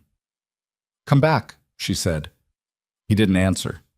He held her gaze for 3 more seconds, and then he turned, and he and Torres and 2 others moved toward the fence line at a low run. The breach took 4 minutes. Torres had wire cutters and a specific knowledge of industrial fence configurations acquired over 9 years of exactly this kind of work, and the 4 of them were through the perimeter and across the open ground and against the south wall of the warehouse before the nearest external guard had completed his rotation. Damien moved through it differently than he had ever moved through anything. He could feel the difference himself, which was the strangest part. The specific sensation of operating without the architecture Ricardo had built for him, without the sealed compartmentalization, the emotional firewall, the cold calculation that processed situations as systems rather than as things that were happening to people he loved. He was afraid. He was genuinely, physically afraid, and he let it exist rather than processing it into something usable. And it was terrible, and also clarifying in a way he had not expected. They took the east entrance. 2 guards inside. Torres and the man beside him handled it quickly, quietly, the professional brevity of people who understood that noise was the enemy. The council chamber was on the upper level. Damien went up the stairs with Torres at his left, and the knowledge, specific and bone level, that Ricardo Vescari was somewhere in this building. The man who had driven a 14-year-old to a hospital, who had held his shoulder, who had built him piece by deliberate piece into the instrument the situation required. He was not thinking about what he was going to do when he found him. He had made a decision about that and set it aside, and he was not revisiting it. The chamber door was heavy, commercial steel, reinforced, the kind of door that said something about the seriousness of what happened behind it. There was a guard on it who saw Damien coming and made the correct assessment of the situation 2 seconds too late. Torres took him. Damien opened the door. The room inside was large and low-ceilinged. A former supervisory office expanded into something that functioned as a boardroom for people whose board's business would never be filed with any regulatory authority. A long table. 7 men sitting at it, several standing, the specific atmosphere of a meeting interrupted at a critical juncture. Papers out, voices cut off mid-sentence. The collective startlement of powerful people confronted with the particular disruption of having their controlled environment breached. Voss was at the far end of the table. 72 years old, still the straightest posture in the room, his face settling within 3 seconds from surprise into the long, flat patience of a man who had managed crises for decades. He looked at Damien and said nothing. Ferrante was to Voss's right. He had aged since the Mortimer estate, or perhaps he had simply always looked like this, and Damien had been looking at him wrong. His eyes went to the door behind Damien, calculating exits. The specific eye movement of a man whose alliance with Dragunov had just become visible in a room that hadn't known about it. Ricardo was not at the table. Damien scanned the room, fast, complete, the full rotation, and Ricardo was not there. A door at the room's far end closed. He crossed the room in the silence of 7 stunned men and went through it. The room beyond was smaller. A side office, a desk, a window overlooking the northeast approach. Ricardo was at the window, looking out, and he did not turn when Damien came through the door, which meant he had heard the breach and had calculated that running was no longer an option and had decided to face whatever came with the window at his back and his hands visible at his sides. "You went to Elena," Ricardo said, still facing the window. "Yes. Smart." A pause. "I should have anticipated it. I didn't think you'd use the information that quickly. I thought the emotion of it would slow you down." "It did," Damien said, "for about 40 minutes. Ricardo turned. His face had shed the amiable architecture entirely. What was underneath was not monstrous. That was the thing. That was the detail that Damien had been bracing for and now had to process without preparation. What was underneath was tired. Old, tired, and the kind of certain that comes from a man who had made a series of large decisions a long time ago and had been living inside their consequences ever since. "What are you going to do?" Ricardo said. "Finish it." And then it's done." Ricardo looked at him for a long moment. "You're going to dismantle it, aren't you? The whole structure, everything Marco built, everything I maintained. You've already decided." Damien said nothing, which was its own answer. 22 years, Ricardo said. 22 years of... Don't, Damien said. His voice came out the way it had in the maintenance building. Below calm, below temperature, in the register that was not anger, because anger was still a form of feeling, and this was past that. Don't tell me what 22 years cost you. Don't stand in the same room as me and measure your loss against mine. Ricardo was quiet. Where is Dragunov? Damien asked. A pause. The window behind Ricardo showed the northeast approach road, and something was moving on it. Vehicles, headlights, more than two, the kind of convoy that didn't come to talk. He's been listening to this building for 6 hours, Ricardo said. He knows you're here. The convoy was moving fast. How many? Damien said. Enough to finish what the maintenance building didn't. Damien looked at the approaching lights, then back at his uncle. In the main chamber behind him, Torres was already moving. He could hear the specific controlled scramble of it, the barked half-sentences of people repositioning quickly. In the room with him was the man who had built him, who had lied to him for 22 years, who had arranged the humiliation of the woman carrying his son, who had staged the grief that had become the foundational architecture of everything Damien had ever become. And also the man who had kept Elena breathing. He looked at Ricardo. You're going to help me end this, Damien said. Ricardo blinked, just slightly. Why would I? Because Dragunov doesn't keep partners. He keeps instruments. And instruments that have outlived their function don't get retirement. He held his uncle's gaze. You've been useful to him for 14 years. Tonight you became a liability. The moment his people breached this building, you stop being an asset and start being a witness. The convoy was 400 meters out. Ricardo looked at his nephew, and in the calculation visible behind his eyes was the specific arithmetic of a man reaching the end of his options. The same arithmetic Damien had been running for the last 20 hours. The same arithmetic that kept arriving at the same answer. There's a server room in this building, Ricardo said. Sub-basement. 12 years of documentation. Everything I've collected on Dragunov's American network. The Council's offshore arrangements. Ferrante's direct communications. Every transaction. Every order. Every name. He paused. I built it as insurance. Where? Damien said. The first vehicles hit the perimeter fence. The sound of it, metal shearing, gravel thrown by tires, reached them through the window at the same moment Torres's voice came through the earpiece, flat and urgent. Damien, 30 seconds. Where's the server room? Damien said again, and his voice was the voice that closed rooms, that ended conversations, that had been built by a man now standing in front of him and would, after tonight, be rebuilt by someone else entirely.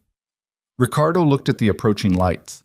He looked at his nephew, he told him, and in the sub-basement of an industrial building outside Garfield, Illinois, as Victor Dragunov's vehicles came through the perimeter and his men came through the doors, and the situation contracted to its absolute smallest possible point.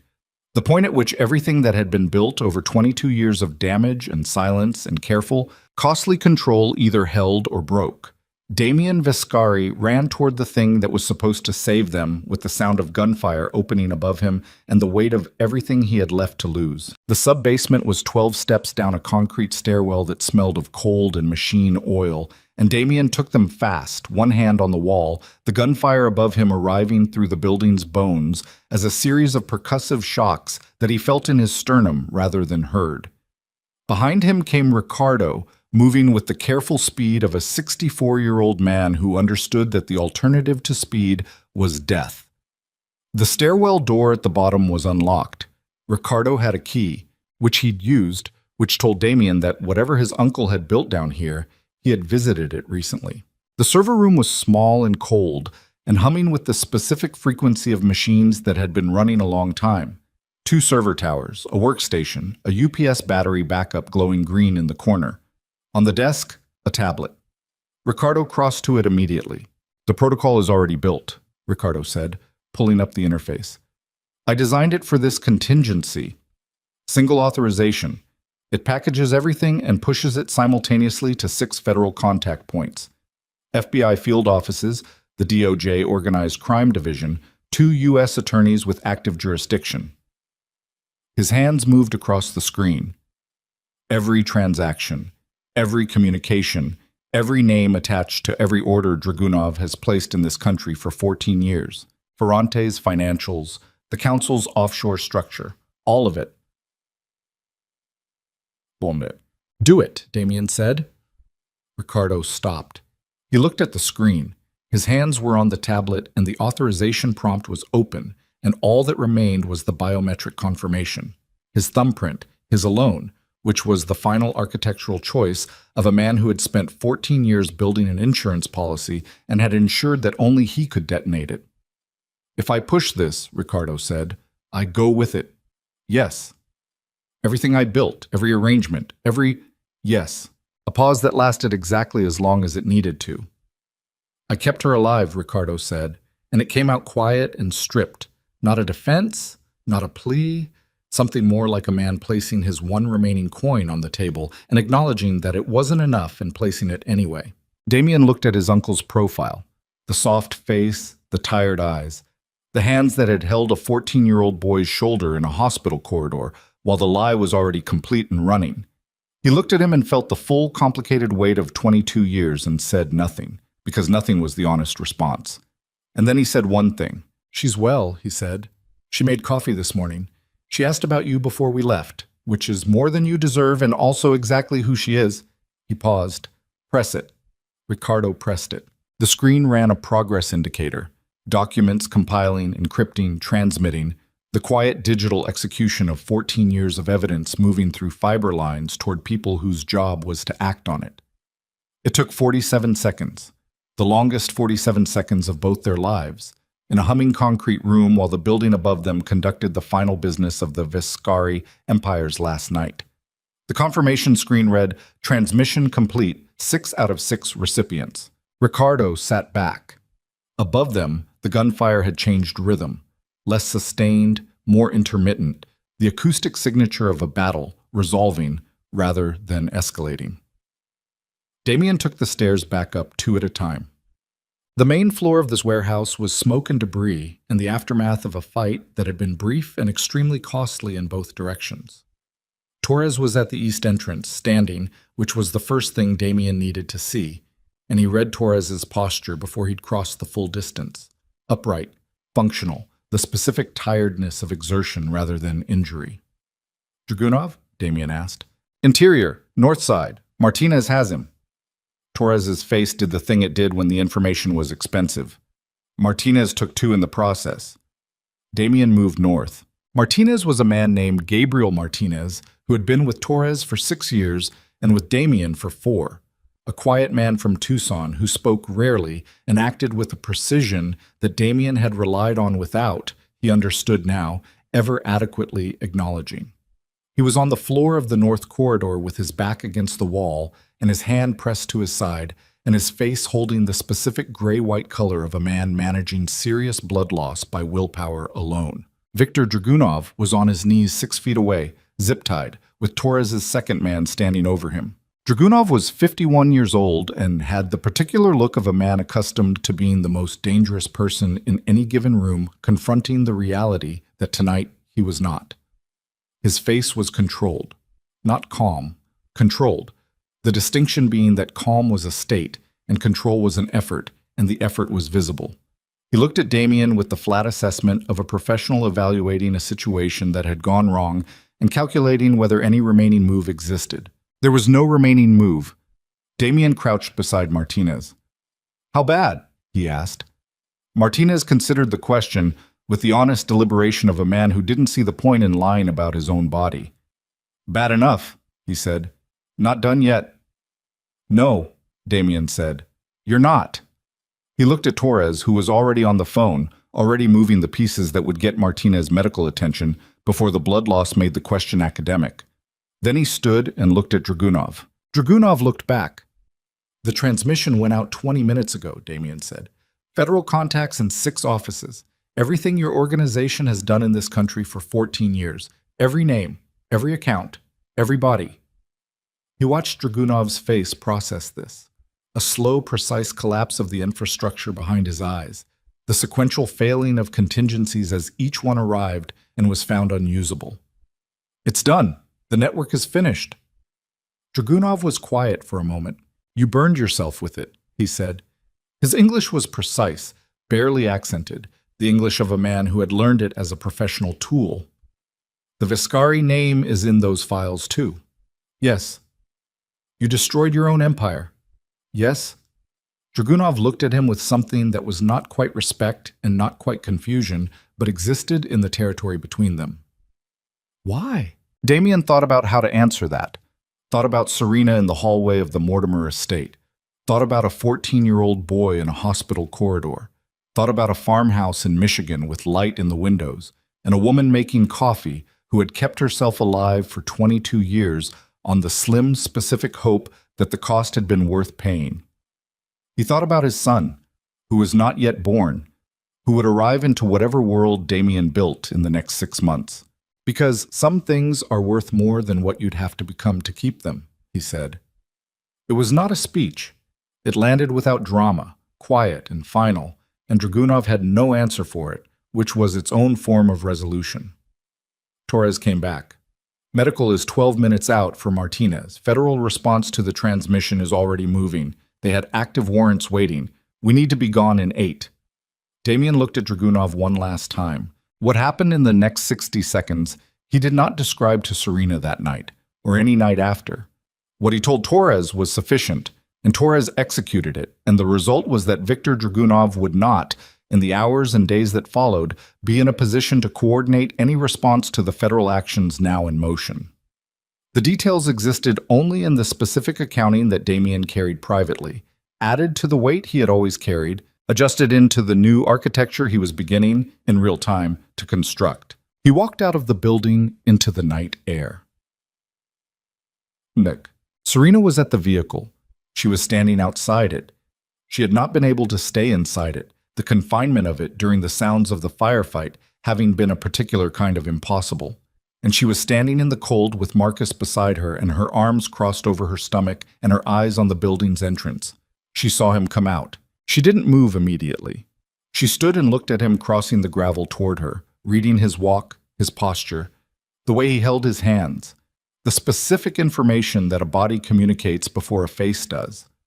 All the things she had learned to read in 5 years of a marriage that had required her to develop fluency in a language he'd never quite spoken aloud. She read upright, functional, present. She read here. She exhaled. He reached her and stopped, and they stood 3 feet apart in the freezing dark of an industrial lot outside Garfield, Illinois, and the distance between them was everything that had happened and also the decision, present in both of them simultaneously, about what to do with everything that had happened. Martinez? She asked. He'll make it. Torres? Fine. Ricardo? Damien was quiet for a beat. He transmitted the files. He's going to face what comes from that. Another beat. He kept her alive. She nodded. She had already worked out the arithmetic of this, had worked it out standing in the cold during the longest 40 minutes of her life, and had arrived at the same place Damien had. Not forgiveness, not the clean resolution of 5 decades worth of damage, but the acknowledgement that human beings were capable of the worst and the least worst simultaneously, and that sometimes the least worst was the only credit available. What happens now? She asked. Federally, it moves fast. The network is exposed. The council members with direct exposure to the files are going to be managing lawyers and inquiries rather than operations. Dragunov's structure in this country is finished. He looked at her. The Viscari name is in those files. I know. What the organization was, that's over. I know that too. I know that. I'm going to spend the next year in rooms with attorneys and federal agents, and I'm going to dismantle everything that can be dismantled and legitimize everything that can survive the process. It's going to be... He stopped. Ugly and long, and there are going to be people from the old world who don't accept the transition, and I'm going to have to manage that. I know what it's going to be, she said. He looked at her. I know what it's going to be, she said again. And I'm telling you I'm still here. I'm not telling you it's fine. I'm not telling you the last 6 months were acceptable or that the night at the Mortimer estate was something I've processed and closed. I'm telling you I'm still here and that I need you to understand the difference between those two things. I understand the difference, he said. Damien, I understand it, he said, and the way he said it with the specific weight of a man speaking from the part of himself that Ricardo's architecture had never quite reached, the part that had survived everything by going very quiet and very still and waiting, told her that he did. She reached out and took his hand. His fingers closed around hers, and that was all, and it was sufficient. Lucien Viscari was born 11 weeks later, on a Thursday morning in April, in a hospital in a city that was not Chicago, in a room that had 2 windows facing east and a view of a river that was running high with the spring thaw. He arrived after 9 hours of labor that Serena managed with the same determined composure she brought to everything, and that cost her considerably more than she showed. He arrived at 6:42 in the morning, when the light was doing what April light does when it comes through east-facing windows over running water, something generous, something that didn't ask anything of you. Damien was in the room. He had been in the room for the full 9 hours, which had required him to be present in a way that the mask did not accommodate, and which he had therefore done without the mask, in the specific exposed and necessary discomfort of a man who was learning, in real time, that presence was not a technique but a choice that had to be remade continuously through discomfort without the protection of control. When Lucien arrived, small, furious, absolute in his aliveness, Damien held him with the careful terror of a man holding something that mattered beyond his capacity to protect it, which was its own form of education. The baby looked at him with the unfocused intensity of the newly born. Damien looked back. He thought, everything I was built to be ends here. Not with Dragunov, not with the transmission, not with the federal agents in their offices processing 14 years of evidence. Here, in this room, with this weight in his hands, he thought, I have to become someone this person can afford to know.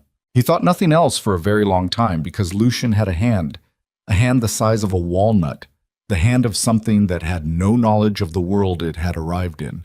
And that hand had found Damien's index finger and was holding it with the grip of a person who intended to stay. The months that followed were not clean or simple. The federal process was exactly what Damien had told Serena it would be. Long, ugly, grinding. 3 council members faced indictment. Ferrante was arrested in April at his home on the South Side, photographed in handcuffs by a Tribune journalist whose timing was either extraordinary luck or the result of a tip that Damien would neither confirm nor deny. Voss's legal team managed to keep him from direct criminal exposure. The old man was too careful, had been too careful for too long, but the structure he'd operated within for 40 years was dismantled around him, and he spent his remaining years in the particular purgatory of a powerful man who had survived but had nothing left to be powerful over. Ricardo Viscari cooperated with federal authorities. His cooperation was substantial, and his sentence reflected it. Reduced, but not absent. He served 4 years. Damien did not visit. Elena did, twice, which was her choice, and one she did not explain to her son, and did not need to.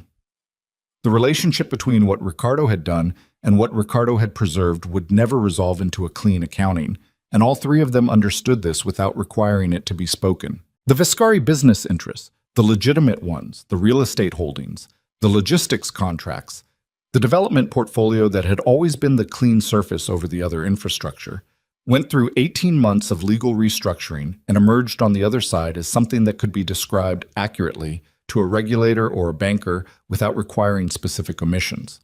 It was not a transformation that happened without cost. There were people from the old structure who tested the new boundaries and had to be shown, through means that Damien did not discuss publicly, that the boundaries were real. There were mornings when the weight of the transition pressed down on him with the specific gravity of a man carrying a past that was not yet fully past. He carried it.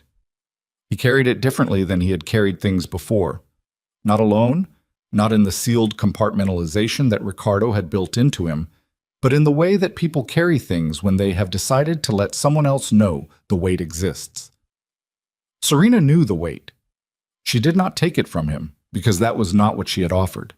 She witnessed it, which was the thing he had never had before, and which turned out to be the thing that made the difference. They moved back to Chicago in September. Not the Dearborn townhouse that was sold, cleanly, to a real estate attorney who had no idea what walls had held in that building and didn't need to. They bought a house in Lincoln Square, A large old house with plaster walls and deep-set windows, and a garden that had been neglected for several years and required attention. Serena planted things in it in the fall for the following spring, the particular act of faith that gardening requires, putting things in the ground before the season that will call them up. Lucian, by October, had developed strong opinions about the color of ceiling fixtures and expressed them loudly, which Damien found unreasonably satisfying. Elena came for Thanksgiving. She sat at the table in the house in Lincoln Square and looked around at the walls and the light and the particular quality of noise that a home produces when the people inside it are not afraid of each other, and she was quiet in the way of a woman absorbing something she had been holding the distant hope of for a very long time. After dinner, she held Lucian in the kitchen while Serena made coffee, and Damien stood in the doorway and watched his mother holding his son, the two of them existing in the ordinary, extraordinary fact of each other, and he felt something move through him that he had no precise language for. A releasing of a pressure so long-standing he had stopped being able to identify it as pressure, and had simply called it the structure of himself. He stood in the doorway and let it move through him and did not try to make it into something manageable. Torres came for Christmas. He sat at the table and ate and talked less than anyone else, and was clearly glad to be there. And when he left, he shook Damien's hand at the door and said, quietly, that Martinez had been cleared medically to return to work, and Damien said he'd call him in January. And Torres nodded and walked to his car, and that was the entirety of it, which was the language they both spoke. In February, 14 months after the night at the Mortimer estate, 12 months after Hartwell Point, 8 months after Lucian, Serena was in the kitchen of the Lincoln Square house on a Tuesday evening when Damien came home from a meeting with the attorneys handling the last phase of the restructuring. He was tired in the way he had been tired for a year, the specific attrition of a man doing necessary and unglamorous work, and he came through the door and set his bag down in Lucian. From the living room floor where he had been engaged in the important work of dismantling a wooden block arrangement, made a sound that was almost a word and held his arms up. Damien crossed to him and picked him up, and the tiredness shifted. Not disappeared, shifted. The weight redistributed by the specific ballast of a 10-month-old who had no context for attorneys or restructuring or the long tail of a dismantled empire and didn't need any, who only knew that the person holding him was warm and present, and his.